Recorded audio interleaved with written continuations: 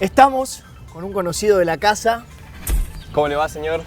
A lo lejos. Tommy, ¿Todo bien? Mauri, muy bien. Gracias por acercarte una No, vez al más. contrario, es un placer. Charlar con nosotros. Un placer. Estuvimos juntos hace poquito Así es. en Santiago del Estero. Así es, Santiago del Estero. Te vi trabajando mucho, difícil seguirte el ritmo, pero creo que Gracias. estuve a la altura de las circunstancias. Gracias. ¿Conclusiones del evento?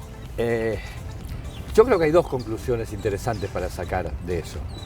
La primera, si se quiere, es relativamente autorreferencial porque hace al trabajo que venimos desarrollando desde el Ministerio de Ambiente, que es que sin una planificación, un diseño y una concepción de la política de tratamiento de residuos desde el Estado Nacional, no hay ninguna posibilidad de desandar un camino horroroso que tiene la Argentina en materia de tratamiento de residuos.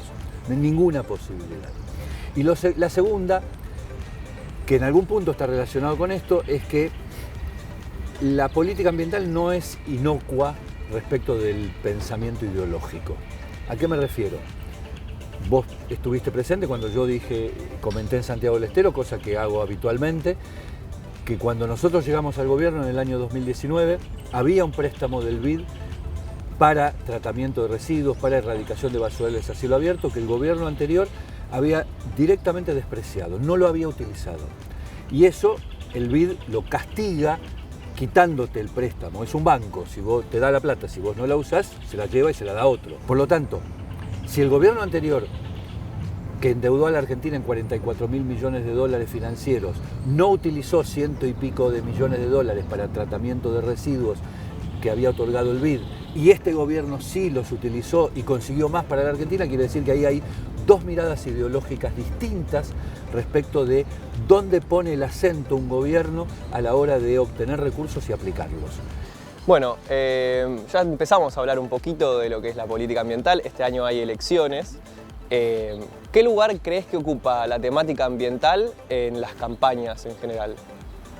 Un lugar muy marginal, verdaderamente muy asociado al discurso de lo políticamente correcto. Hay ahora uno que se salió del sistema planetario y decidió cuestionar absolutamente todo, que es Javier Milei. El resto lo que hace es volcar en sus plataformas o en sus discursos aquello que intuye que la sociedad le demanda en materia discursiva en lo ambiental. Frases vacías. Frases vacías, básicamente. Sería bueno dar un debate sobre eso y dar un debate incluso no solo respecto de que el cambio climático sí existe y sí está relacionado con el modo de producción, de consumo, etcétera, sino que además hay modos o formas de ver ideológicamente eso y modos y formas de resolverlo también ideológicamente a través de una política determinada. ¿Hay vocación de continuidad en la política? ¿Cómo se puede...? Yo creo que no, lamentablemente. Yo creo que no. Yo creo que otra de las frases vacías que se dicen porque todo el mundo quiere escucharlas es que hay que tener políticas de Estado, políticas continuas, etc. Bueno, ahora, por ejemplo, en materia ambiental, si gana la oposición, tiene una prueba en el Ministerio de Medio Ambiente. Acabo de decírselo, nosotros dejamos un préstamo por 450 millones de dólares otorgados por el BID, el Banco Europeo de Inversiones y la Agencia Francesa de Desarrollo, gestionado por nosotros mismos, y un préstamo del Banco Mundial por 100 millones de dólares, es decir, un total de 550 millones de dólares, es una montaña de dinero para aplicar específicamente en basurales a cielo abierto y en construcción de centros ambientales. Eso es política de Estado, es política pública. También dejamos los proyectos. Quiere decir que el que venga simplemente tiene que apretar un botón y licitar. Proyecto que estamos dejando para desarrollar esto en Reconquista, en el norte de Santa Fe, en Orán, en Salta, en Pico Truncado, Caleta Olivia, en Santa Cruz, en el municipio de La Costa, en la provincia de Buenos Aires. Bueno, ahí vamos a ver si hay vocación de continuidad. No es que yo me voy y dejo tierra arrasada para que el otro tenga que empezar de vuelta. No, le dejo la posibilidad de la continuidad. Y en todo caso queda en el otro destruirlo o continuarlo. ¿Crees que en la toma de decisiones las comunidades son escuchadas o que tiene que haber alguna ley para que las comunidades puedan ser escuchadas? Una persona que yo cito mucho, que creo que alguna vez la he citado en alguna charla con ustedes, que se llama Cristina Narbona, que fue ministra de Medio Ambiente del primer gobierno de José Luis Rodríguez Zapatero en España, decía, y tiene incluso varios trabajos escritos, que lo central en materia ambiental respecto de una decisión es quién la adopta. Quién la adopta significa qué intereses perjudica o beneficia aquel que adopta la decisión, y por lo tanto no es inocuo quién adopta la decisión, porque va a privilegiar o a perjudicar determinados intereses.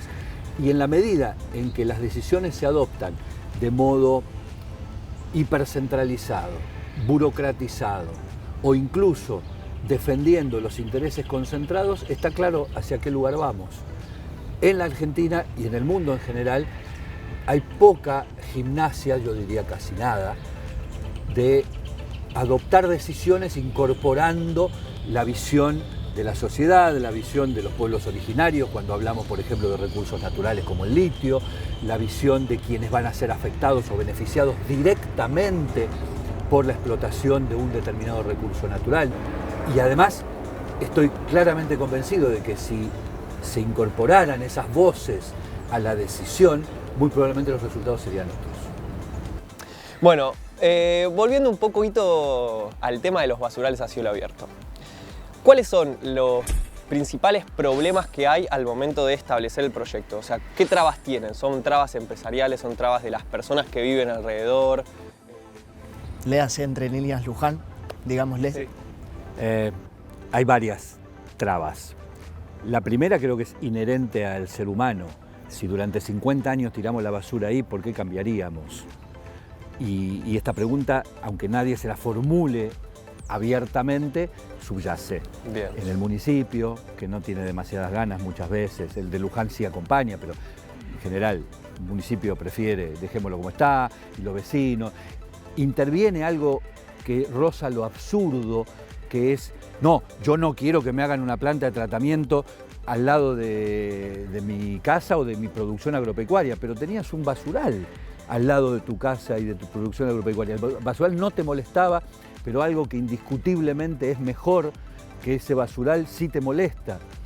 Yo creo que ahí intervienen básicamente las carencias de haber desarrollado a lo largo del tiempo una política ambiental consistente y que hay que darle tiempo y que probablemente situaciones enojosas como la de Luján sean parte del paisaje hasta que dejen de serlo, hasta que entendamos que es absurdo, injustificable desde el punto de vista económico, tecnológico, ético, que la Argentina, cualquier país, pero la Argentina, que es el que nos ocupa, tenga el pozo y prender fuego como modalidad para tratar la basura. No puede ser aceptable eso. ¿Querés darnos algún ejemplo de alguno que ya está en funcionamiento, algún centro ambiental ya reconvertido? Concordia, Formosa. Hay algunos más, pero yo cito permanentemente el de Concordia. Concordia era el basural a cielo abierto más extenso que tenía en la Argentina, 270 hectáreas, tamaño de una ciudad. No. Tamaño de una ciudad, en serio, la superficie de una ciudad. Y ese basural se radicó y funciona ahora bien, y hay una cooperativa trabajando, tendrá sus dificultades, etcétera, pero nadie está añorando volver al basural, no tiene sentido. Cuando la mejora se instala, es tan determinante el cambio, tan incomparable, que no hay manera de volver atrás. Volviendo a la campaña, uno de los temas que seguramente va a estar en el centro de la escena tiene que ver con el litio. ¿Cuál es el problema que tiene la Argentina con el litio? ¿Qué es lo que hay que resolver? La Argentina no tiene un problema con el litio. La Argentina tiene todavía un problema conceptual respecto de qué significa explotar un recurso natural. Puede ser el litio, puede ser la minería, puede ser, según la época, o según la moda, o según la demanda internacional, va a ser tal o cual. Nosotros tenemos que empezar a discutir cómo la Argentina explota sus recursos naturales. Y eso implica, ¿quién toma la decisión? Lo que hablábamos antes. ¿Quién controla? ¿Quién participa de los controles de esa explotación? ¿Quién se hace de las ganancias? ¿Y quién dirige? ¿Quién conduce? Si quien conduce es el capital transnacional, y parece que estoy utilizando categorías marxistas de la década del 70, pero son vigentes. Los resultados son unos. Si quien conduce es el interés nacional, conduce un gobierno, determina dónde queda la ganancia, cómo se hace el modelo de explotación, quién se beneficia, quién se perjudica, qué cosa sí, qué cosa no, quién controla, qué participación social hay en el control, etc. Entonces, en el caso del litio, que es la discusión que hoy está tan de moda, lo que hay que poner sobre la mesa es quién conduce, quién toma las decisiones. Y por supuesto, yo voy a estar siempre a favor de que las decisiones se tomen nacionalmente, localmente, que haya control social del modelo de explotación y que no se lleven todo, que no sea un saqueo.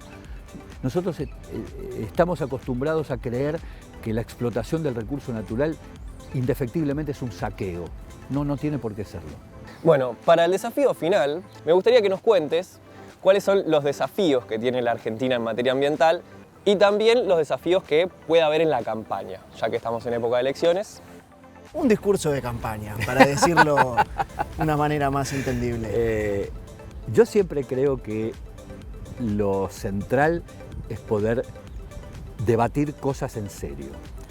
Y si hay algo de lo que también me siento bastante orgulloso en cuanto a esta gestión de gobierno es haber instalado temas de discusión y que no son banales, no son, o en la medida de lo posible no son artificiales, sino que apuntan a resolvamos algunas cuestiones. Bueno, ahí va la respuesta a tu pregunta. Yo creo que tenemos que empezar a discutir seriamente qué significa un modelo de desarrollo con una variable ambiental incluida. Nadie lo sabe. ¿Qué significa eso respecto de la participación de las empresas multinacionales? Por ejemplo, ¿qué significa eso respecto de la renta?